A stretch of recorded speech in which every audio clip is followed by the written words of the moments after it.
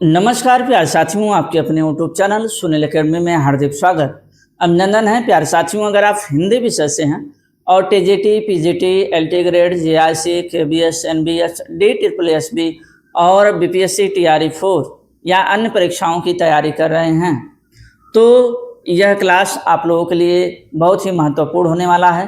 प्यारे साथियों, अगर आप इस चैनल पर नए हैं तो चैनल को सब्सक्राइब कर लीजिए और क्लास को ज़्यादा से ज़्यादा शेयर कीजिए।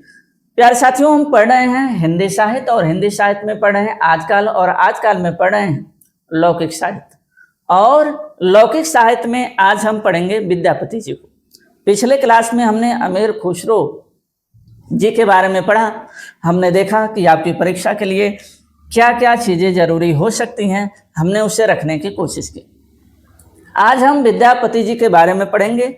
यह हमारी परीक्षाओं के लिए बहुत ही महत्वपूर्ण है, बहुत ही ज़्यादा, ठीक है। इसलिए इस क्लास को मिस मत करना। इनके जन्म के बारे में बात करें तो इनका जन्म 1350 ईस्वी में होता है। 1350 ईस्वी में होता है। कहाँ होता है? बिपसी नामक एक गांव है। बिपसी नामक एक गांव है। इसी गांव में विद्यापति जी का जन्म होता है। और ये गांव कहाँ पड़ता है? दरभंगा। दरभंगा दरभंगा दरभंगा जिले में पड़ता है ना। दरभंगा जिले में पड़ता है।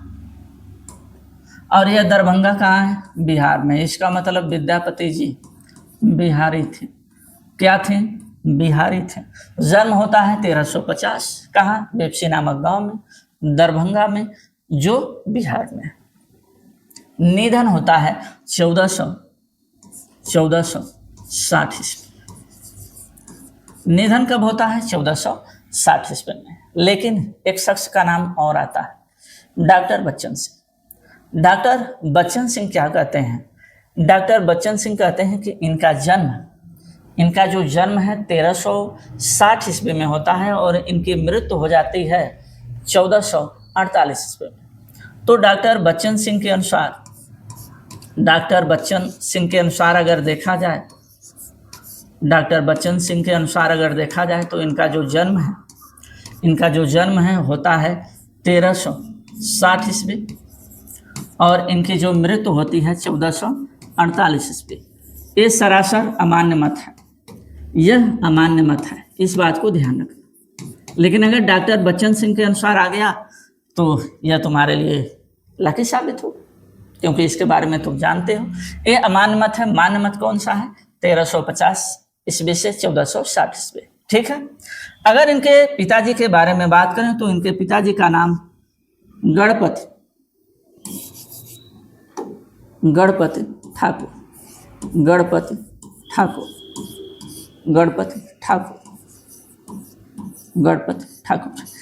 इनके पिताजी ने लिखा हुआ है क्या? गंगा भक्त तरंगिणी।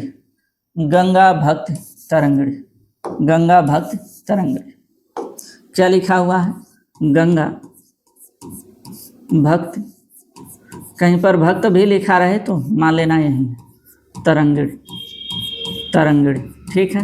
गंगा भक्त तरंगिणी। एक और रचना इनका है दुर्गा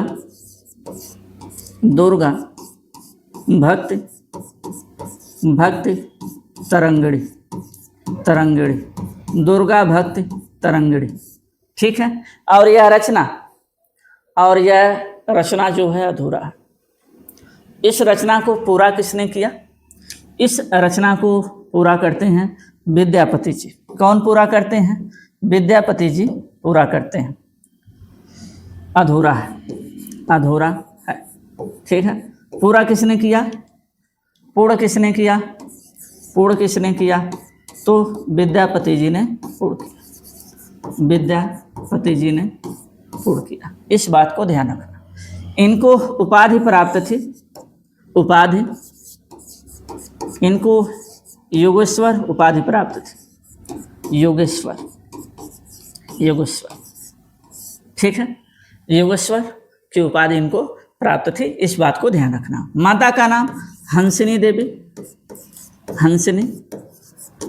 हंसनी देवी। माता का नाम हंसनी देवी, माता का नाम हंसनी देवी। इनके गुरु का नाम पंडित हरि मिश्र, पंडित हरि मिश्र। गुरु का नाम क्या? पंडित हरि मिश्र। इनके आश्रयदाता के बारे में बात करें तो आश्रयदाता शिव सिंह और कौन? कीर्ति सिंह। शिव सिंह और कीर्ति सिंह, शिव सिंह और कौन? कीर्ति सिंह। ठीक है, इनके आश्रयदाता। विद्यापति जन्म होता है 1350 ईस्वी विपसी नामक गांव में, दरभंगा में, जो बिहार में है। निधन होता है 1460 में।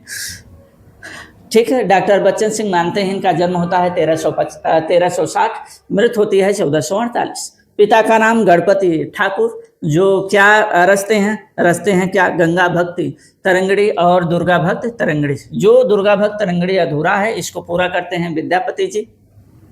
माता का नाम हंसनी देवी, गुरु का नाम पंडित हरि मिश्र, आश्रयदाता शिव सिंह और कौन? कीर्ति सिंह। शिव सिंह और कीर्ति सिंह है, इस बात को ध्यान में रखेंगे। शिव सिंह और कीर्ति सिंह। गणपत ठाकुर ने गंगा भक्त तरंगड़ी की रचना की, इसको हमने बता दिया। विद्यापति को विविध विद्वानों द्वारा दिए गए जो उपनाम हैं वो क्या हैं? इनको उपाधियां प्राप्त हुई हैं, थोड़ा सा हम समझने की कोशिश करते हैं। मैथिल कोकिल के नाम से जाना जाता है। तो मिथिला के जो विद्वान थे, मिथिला के विद्वानों ने इनको जो है विद्वानों द्वारा इनको यह उपाधि देते हैं, मैथिल कोकिल। किनको? विद्यापति जी को। महत्वपूर्ण है। पंचानन के बारे में बात करें तो आचार्य हजारी प्रसाद द्विवेदी जी आते हैं। हजारी प्रसाद द्विवेदी जी आते हैं। ठीक है, और पंचदेवोपासक के बारे में बात करें तो हर प्रसाद शास्त्री जी हैं। कौन है? हर प्रसाद शास्त्री जी, हर प्रसाद शास्त्री जी। पंचानन मतलब 5000 पंच हर अपने अनुसार याद कर सकते हो। जातीय कवि किसने कहा? अपरूप का कवि किसने कहा? यह भी महत्वपूर्ण है। यह मैथिल कोकिल हो गया, जाति कवि, अपरूप का कवि। डॉक्टर बच्चन सिंह ने इनको जातीय कवि कहा, इन्हें अपरूप का कवि कहा। अभिनव जयदेव के बारे में बात करें तो अभिनव जयदेव की जो उपाधि है वह उपाधि इनको शिव सिंह से प्राप्त होता है। किससे? शिव सिंह द्वारा जो है इनको उपाधि दी जाती है। और कुछ कवि के बारे में बात करें तो बाबूराम जो है सक्सेना आते हैं, बाबू राम सक्सेना। और एक और नाम निकल कर आता है सक्सेना, और एक और नाम निकल कर आता है हरप्रसाद शास्त्री जी का। हरप्रसाद शास्त्री जी का नाम निकल कर आता है, हरप्रसाद शास्त्री जी का। अब ऐसा कहा जाता है कि जो कुछ यह नाम है इनकी माता हंसनी देवी जी का उपनाम था, और उन्होंने एक ऐसे दिव्य जो है बालक को जन्म दिया जिन्होंने इतनी जो है बड़ी बड़ी रचनाओं को किया। तो इसलिए इन्होंने इनको कुछ कवि की जो है उपाधि दे दी। ठीक है ना? किन्होंने? बाबूराम सक्सेना और हरप्रसाद शास्त्री। तो ऐसा माना गया कि इनकी माता का जो उपनाम है वह जो है कुछ है, इसलिए इनको यह उपाधि प्रदान की गई। अन्य उपाधियों के बारे में बात करें तो अन्य उपाधियां भी हैं। वह अन्य उपाधियां क्या हैं हम समझने की कोशिश करते हैं, और कोशिश तो कर ही रहे हैं हम। चलो, कोशिश तो हम कर रहे हैं ना। इनकी अन्य उपाधियां हैं कवि शेखर,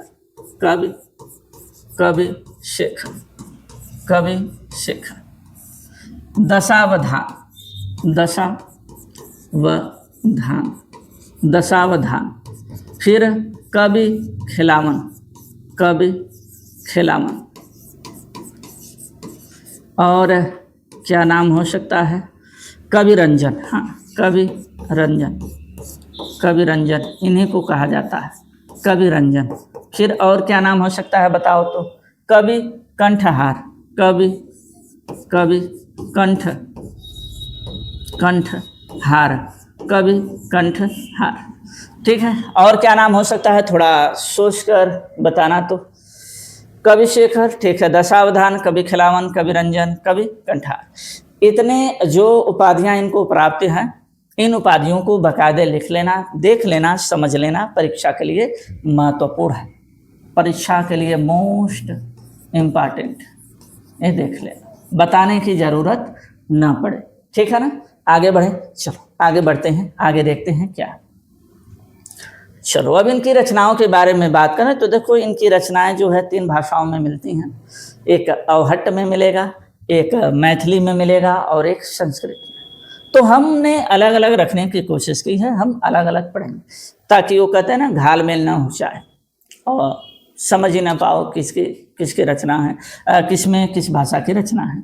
तो अवहट्ट में अगर हम देखें तो अवहट्ट में 2 रचनाएं हमें देखने को मिलती हैं। अवहट्ट में 2 रचनाएं देखने को मिलती हैं। एक कीर्तिलता, कीर्तिलता, कीर्तिलता, और दूसरा कीर्ति पताका, कीर्ति पताका। ये 2 रचना।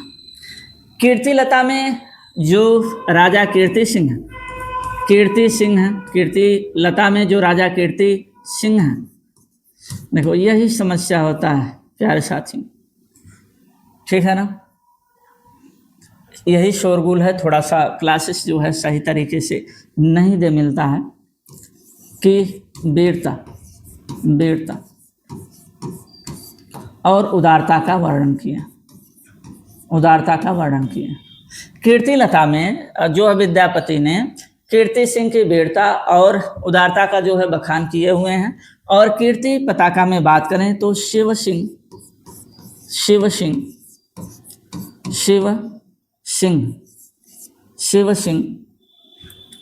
की वीरता, शिव सिंह की वीरता और उदारता का बखान किए हुए हैं। अवहट्ट में इस बात को ध्यान रखना, महत्वपूर्ण है, इम्पॉर्टेंट है, इस बात को ध्यान रखना, ठीक है ना। आगे बढ़े, समझ पा रहे हो? चलो आगे बढ़ते हैं। फिर से मैं कहना चाहूँगा अगर चैनल पे नए हो तो चैनल को सब्सक्राइब कर लो और क्लास को ज़्यादा से ज़्यादा शेयर करो, ठीक है ना। अब मैथिली के बारे में बात करें तो ये भी तुम्हारे लिए बहुत महत्वपूर्ण है। मैथिली में एकमात्र रचना देखने को मिलता है क्या? एकमात्र रचना देखने को मिलता है पदावली, ठीक है। और इसमें यह परीक्षा में आया हुआ है, इसमें राधा और कृष्ण का वर्णन है, राधा और कृष्ण के प्रेम का वर्णन है और बहुत ही महत्वपूर्ण है, बहुत महत्वपूर्ण है, परीक्षा में कई बार पूछा गया है, इस रचना को ध्यान में रखना। एक रचना और आता है गोरच विजय।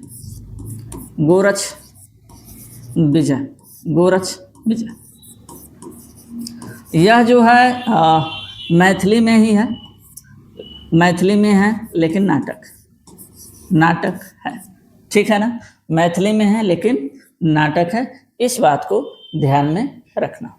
तो किसको याद रखोगे? पदावली को याद रखोगे। मैथिली में 2 रचनाएं मिला, पदावली और गोरच विजय, जो एक नाटक है या तो काव्य कृतियाँ मिलेंगी यहाँ पर। अब आगे अगर हम बात करें तो देखो यहाँ से अब शुरू होता है क्या? संस्कृत में कौन कौन सी रचनाएं हमें देखने को मिल सकती हैं, हम रखने की कोशिश करेंगे। देखो पहले तो मिलेगा वली से 3 रचनाएं मिलेंगी, वली, ठीक है। क्या वली से 3 रचनाएं मिलेंगी? एक मिलेगा गंगा वाक्यावली, गंगा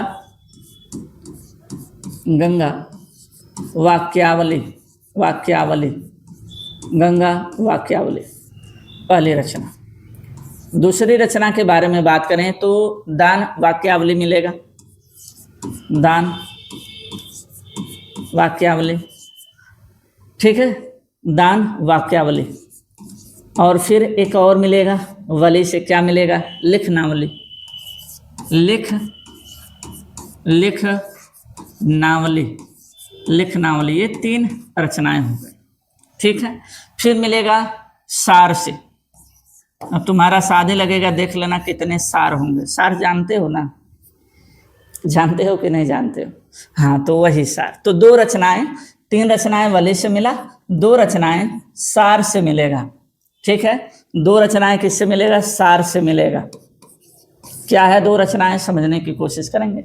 एक मिलेगा विभाग सार, विभाग सार,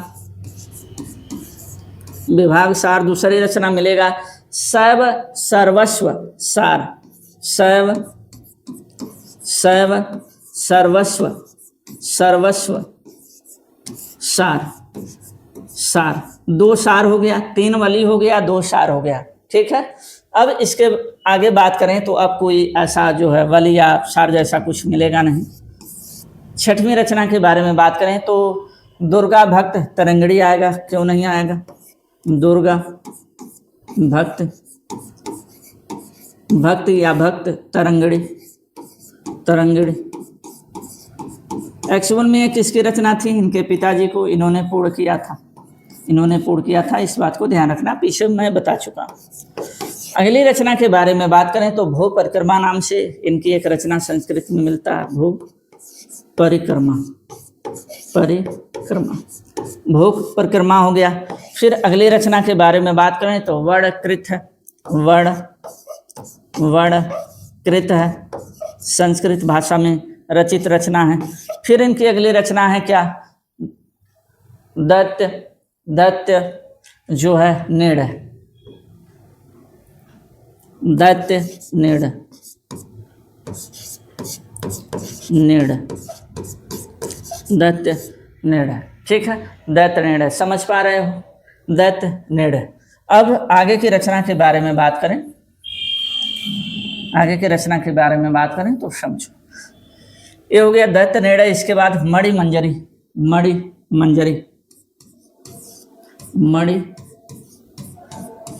मंजरी।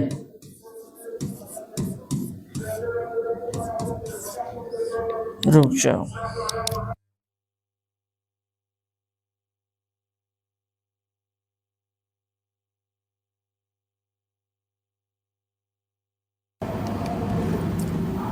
प्रचार कर रहे हैं सब। मणि मंजरी, ठीक है। तो ये जो रचनाएं हैं, इन रचनाओं को बाकायदे जो है लिख लेना, तैयार कर लेना, और कुछ रचना नहीं छूट रहा है इसमें।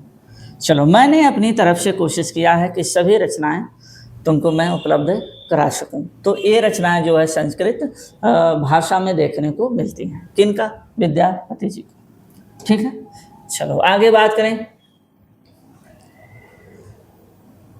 विद्यापति के रचनाओं के वर्ण विषय के संबंध में विद्वानों के क्या मत रहे हैं, थोड़ा सा हम समझने की कोशिश करते हैं।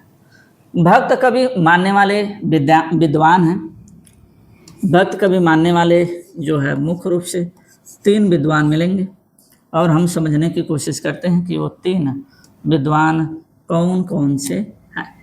पहले तो मिलेंगे हजारी प्रसाद द्विवेदी, हजारी प्रसाद द्विवेदी, हजारी प्रसाद द्विवेदी। ये क्या मानते हैं कि ये भक्त कवि हैं, ये क्या मानते हैं कि ये भक्त कवि हैं। फिर मिलेंगे श्याम सुंदर दास, श्याम सुंदर दास, ये भी भक्त कवि मानते हैं। फिर एक और मिलेंगे ब्रज नंदन, हाँ सहाय, ब्रज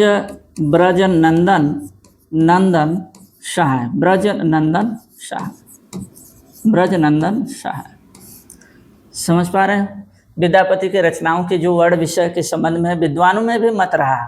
कुछ मानते हैं कि ये भक्त कवि हैं, अभी रहस्यवादी कवि भी कुछ लोगों ने माना है। धीरे धीरे पढ़ोगे, कुछ लोगों ने श्रृंगारिक जो है कवि इनको माना है। चलो, अब आ गया यहाँ पर श्रृंगारिक कवि मानने वाले विद्वान कौन से। तो सबसे पहले नाम निकल कर आता है देखते हैं कितने लोग मिलते हैं। तो सबसे पहले तो आएंगे आचार्य रामचंद्र शुक्ल इसमें। आचार्य रामचंद्र शुक्ल जी, रामचंद्र शुक्ल जी। ठीक है, ये क्या मानते हैं? ये मानते हैं कि यह श्रृंगारिक जो है कवि है। फिर आएंगे डॉक्टर रामकुमार वर्मा। डॉक्टर रामकुमार वर्मा जी आएंगे, डॉक्टर रामकुमार वर्मा। ठीक है, फिर आएंगे रामवृक्ष बेनीपुरी। रामवृक्ष बेनीपुरी, रामवृक्ष बेनीपुरी। इसके बाद मिलेंगे हमें, कौन मिलेंगे? हरिप्रसाद शास्त्री, हरिप्रसाद शास्त्री, हरिप्रसाद शास्त्री। फिर हमें मिलेंगे कौन? हरिप्रसाद शास्त्री हो गए, एक नाम और निकल कर आएगा। अच्छा, Ramchandra Shukla, doctor Ramkumar Verma, Ramvriksh Benipuri, Hariprasad Shastri, doctor Bachchan Singh. Doctor Bachchan Singh क्या मानते हैं? मानते हैं कि यह श्रृंगारिक कवि है। तो ये जो 5 विद्वान आप देखने को पा रहे हैं, ये विद्यापति जी को श्रृंगारिक कवि माने हुए हैं। अब आता है रहस्यवादी कवि मानने वाले विद्वान कौन है? ये जो मत है ना, ये तीनों मत महत्वपूर्ण है। तो सबसे पहले हम मिलेगा कौन? जॉर्ज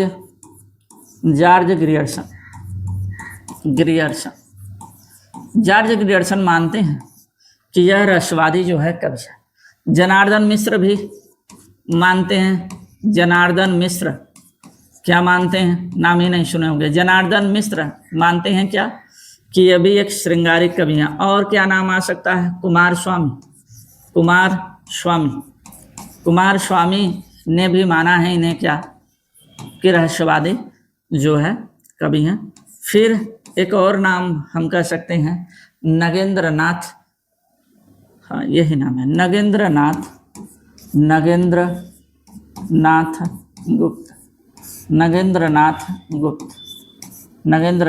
गुप्त। ठीक है ना, नगेंद्रनाथ गुप्त जो है ये मानते हैं रहस्यवादी कवि हैं। कौन? विद्यापति जी क्या हैं? रहस्यवादी कवि हैं। अब इस बात को ध्यान रखना, ये सभी जो पढ़े हो महत्वपूर्ण है। ये तीनों मत जो है तुम्हारे लिए महत्वपूर्ण है, हमें बताने की आवश्यकता ना पड़े। हमने कह दिया महत्वपूर्ण है, ध्यान से जो है तैयार कर लेना। विद्यापति के संबंध में आलोचकों के क्या कथन रहे हैं, थोड़ा समझने की कोशिश करते हैं। यह जो मत जितने भी पढ़ोगे बताने की जरूरत ना पड़े, तुम्हें समझ लेना महत्वपूर्ण है। ठीक है, चलो हम केवल समझते जाएंगे। कीर्तिलता की भाषा को विद्यापति ने अवहट्ट कहा। किसने कहा? बच्चन सिंह ने कहा। विद्यापति की जो भाषा जो है, कीर्तिलता की जो भाषा है विद्यापति द्वारा जो है रचित है, वह क्या है? अवहट्ट है। किसने माना? डॉक्टर बच्चन सिंह ने माना। विद्यापति कीर्तिलता में साहित्यिक और सामाजिक परंपरा का समर्थन करते हैं, तो पदावली में उन्हें तोड़ते हैं। एक सामाजिक परंपरा में बांधने का काम किया जाता है और एक उसे तोड़ने का काम किया जाता है। बांधने का काम किसमें होता है? कीर्तिलता में साहित्यिक और सामाजिक परंपरा को बांधने का काम किया जाता है, लेकिन पदावली में देखने को मिलता है कि इसमें तो उसका विखंडन किया जा रहा है। कौन कह रहे हैं? डॉक्टर बच्चन सिंह कह रहे हैं।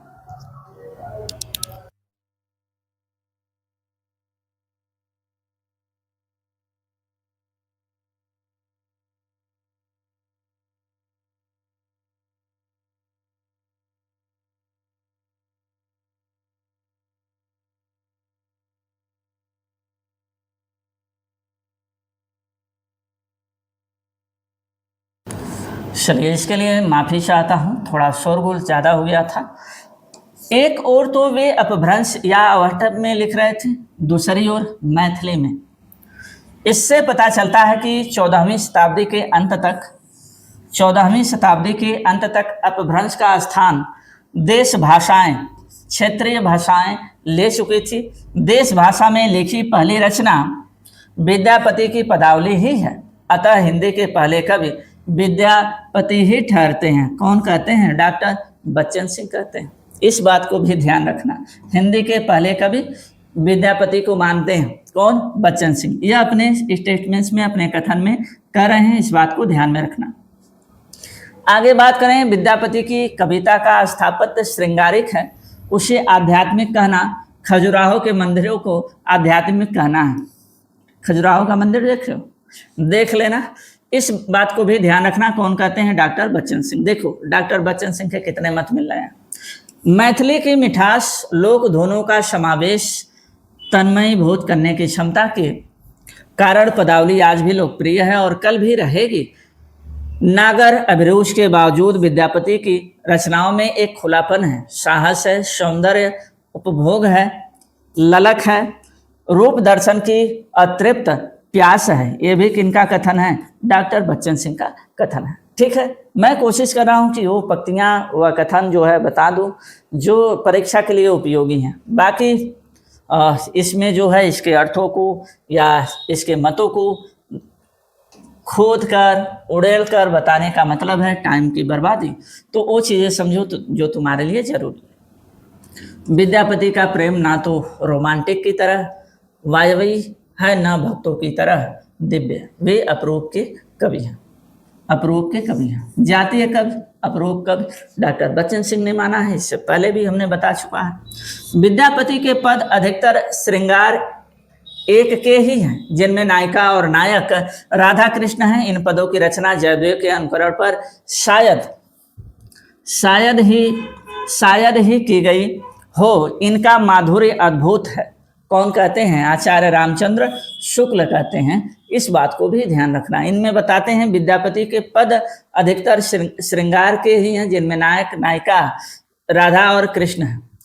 ठीक है, इन पदों की रचना जयदेव के अनुकरण पर, शायद जो देवदेव की रचना गीत गोविंद है उस पर संभवतः गीत गोविंद है ना, गीत गोविंद इसका अनुकरण करता है। ये शायद कह रहे हैं इनका माधुर्य अद्भुत है। कौन कह रहे हैं? आचार्य रामचंद्र शुक्ल कह रहे हैं। जिस रचना के कारण विद्यापति मैथिल कोकिल कहलाएं वह क्या है? पदावली है। पदावली के कारण ही इन्हें मिथिला के लोगों ने, मिथिला के जो विद्वान हैं उन्होंने मैथिल कोकिल कहा। इस बात को ध्यान रखना। चलो आगे बढ़ते हैं, देखते हैं क्या है। आध्यात्मिक रंग के चश्मे, ये पहले भी पढ़ चुके हो। आध्यात्मिक रंग के चश्मे आजकल बहुत सस्ते हो गए हैं। उन्हें चढ़ाकर जैसे कुछ लोगों ने गीत गोविंद के पद पर आध्यात्मिक संकेत बताया, वैसे ही विद्यापति के इन पदों को भी, शूर आदि कवि भक्तों के श्रृंगारिक पदों को भी ऐसे लोग आध्यात्मिक व्याख्या चाहते हैं। आध्यात्मिक रंग के चश्मे आजकल बहुत सस्ते हो गए हैं। ये लाइन ही बहुत ही महत्वपूर्ण है, इसको देख लेना, पहले भी बताया जा चुका है। यह किनका कथन है? आचार्य रामचंद्र शुक्ल जी का कथन है। विद्यापति को कृष्ण भक्तों की परंपरा में नहीं समझना चाहिए। कौन कहते हैं? आचार्य रामचंद्र शुक्ल। विद्यापति को कृष्ण भक्तों की परंपरा में मत समझो। ये कौन कह रहे हैं? आचार्य रामचंद्र शुक्ल कह रहे हैं। विद्यापति में भक्ति भावना थी, किंतु उस पर श्रृंगार भावना ने विजय पा ली थी। उनके पदों को सुनकर चैतन्य महाप्रभु भक्त के आवेश में लूट प्रोत हो जाते थे। ये कौन कह रहे हैं? बाबू गुलाब राज जी कह रहे हैं। बाबू गुलाब राज जी क्या कह रहे हैं कि विद्यापति में भक्ति भावना तो थी, किंतु श्रृंगारिक जो भावनाएं हैं, श्रृंगारिक जो पद हैं, वह उन पर जो है आधिपत्य जमा लिए थे, विजय प्राप्त कर लिए थे। ठीक है ना, मतलब भक्ति भावना कहीं दूर दराज जाकर पड़ा हुआ है। कौन आ गया? श्रृंगार भावना आ गया। ठीक है, उनके पदों को चैतन्य जो महाप्रभु हैं वह जो है भक्ति के आवेश में आकर लोटप्रोट हो जाते थे। ठीक है, चलो आगे देखते हैं। विद्यापति का संसार ही दूसरा है। डॉक्टर रामकुमार वर्मा कहते हैं कि विद्यापति जी का संसार ही दूसरा है। वहाँ सदैव कोकिलाएं के कुंजन करती हैं, फूल खिला करते हैं, पर उनमें कांटे नहीं होते हैं।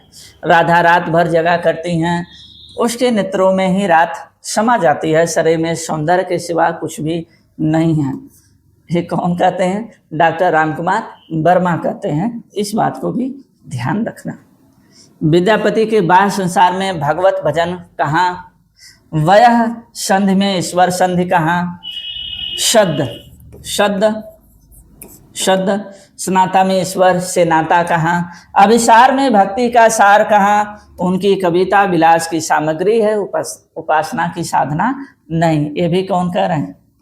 ये कहते हैं कि उनकी कविता विलास की सामग्री है, उपासना की साधना नहीं है, डॉक्टर रामकुमार वर्मा जी। विद्यापति श्रृंगार रस के सिद्ध वाक्य कवि हैं, महत्वपूर्ण है। ये कौन कह रहे हैं? आचार्य हजारी प्रसाद द्विवेदी कह रहे हैं। इस बात को भी ध्यान रखना। फिर आता है विद्यापति एवं उनकी रचनाओं के संबंध में कुछ विशेष महत्वपूर्ण तथ्य हैं, उन तथ्यों को समझने की कोशिश करते हैं। यहाँ से एक क्वेश्चन परीक्षा में देखने को मिलता है। ठीक है, किस्मत अच्छी रही तो यहाँ से मिल जाएगा। विद्यापति शिव भक्त थे, मतलब शैव थे। पदावली में शिव की स्तुति से संबंधित कुछ पद हैं जिन्हें नचारी कहा जाता है। ठीक है, यह जो है मोस्ट इम्पॉर्टेंट है। जिक्र तो कहाँ पदावली में करते हैं राधा और कृष्ण का। लोगों को लगता है कि कृष्ण भक्त हैं, एक्चुअल में कृष्ण भक्त नहीं है, ये क्या शिव भक्त हैं। ये परीक्षा में भी पूछा गया। कीर्तिलता में तिरहुत के शासक कीर्ति सिंह की वीरता एवं उदारता का चित्रण किया गया है। ठीक है ना, इससे पहले भी हमने बताया है। कीर्तिलता में जौनपुर का भी चित्रण देखने को मिलता है। आचार्य हजारी प्रसाद द्विवेदी ने कीर्तिलता को भृंगी जो है समाज का है, एक कहने वाला एक और एक सुनने वाला कहा है। तो यह जो है ध्यान रखना, भृंगी आचार्य हजारी प्रसाद द्विवेदी। कीर्तिलता में 4 अध्याय हैं जिन्हें पल्लव कहा गया है। पल्लव, इस बात को ध्यान रखना। कीर्तिलता में 4 अध्याय हैं और इन्हीं 4 अध्यायों को क्या कहा जाता है? पल्लव कहा जाता है। यह महत्वपूर्ण लाइन है कि पल्लव के बारे में क्या जानते हो। तो कीर्तिलता में जो है 4 अध्याय हैं, उन्हीं को हम क्या कहते हैं? पल्लव कहते हैं। आओ आगे बात करते हैं। कीर्ति पताका में शिव सिंह के वीरता एवं उदारता का चित्रण, ये पहले भी बताया जा चुका है। पदावली में मुख्यतः राधा कृष्ण की श्रृंगारिक लीलाओं का चित्रण हुआ है। यह रचना स्वतः सुखाय रचित है। इनकी रचना जयदेव के गीत गोविंद की जो है अंकुरण पर आधारित है। इसमें शिव की स्तुति से संबंधित पद भी हैं। इसमें राजा शिव सिंह, लक्ष्मण सेन एवं लक्ष्मीमा देवी का वर्णन। इस रचना का चैतन्य संप्रदाय में बहुत आदर है। इस बात को ध्यान रखना, ये जो बड़ा स्टेटमेंट है। ठीक है, पदावली के पदों को मादकता के कारण निराला ने नागिन की लहर जो है कहा है, परीक्षा में पूछा है। ठीक है, नागिन की लहर किस रचना के लिए? तो पदावली के जो पद हैं उसके लिए, पदावली के लिए। मादकता के कारण ही इन्होंने जो है निराला ने जो है रखा हुआ है। विद्यापति हिंदी के पहले कवि हैं जिन्होंने कृष्ण को काव्य का विषय बताया है। हिंदी के पहले कवि जिन्होंने कृष्ण को जो है काव्य का विषय बताया है। इसको देख लेना और समझ लेना। ठीक है, चलो अब मैंने कोशिश किया है कि विद्यापति जी से संबंधित जितने भी महत्वपूर्ण कथन हैं, तथ्य हैं, उनकी रचनाएं हैं, मैं रखूं तो रखने की कोशिश किया हूं। अगर क्लास को देख पा रहे हो और तुम्हारे लिए उपयोगी सिद्ध हो रहा है तो मैं फिर से कहना चाहूँगा, क्लास को जो है शेयर करो, चैनल को सब्सक्राइब करो। देखो, जितना ज़्यादा सपोर्ट करोगे उतना ही बढ़िया कंटेंट तुम्हें मिलता रहेगा। नहीं तो एक तरफा चीज़ें होने पर क्या होता है कि वो चीज़ें कहीं ना कहीं, जैसे ये समझ लो कि कोई भी दो पक्ष हैं, एक पक्ष एक्टिव है, दूसरा निष्क्रिय है, तो निश्चित रूप से कुछ समय के बाद दूसरा पक्ष भी निष्क्रिय हो जाएगा। तो मुझे तुमसे क्या चाहिए?